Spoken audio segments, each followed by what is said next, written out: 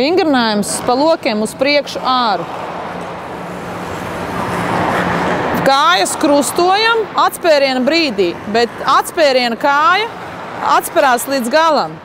Kustību veicam atkal ap pleciem, sekojot loka virzienam.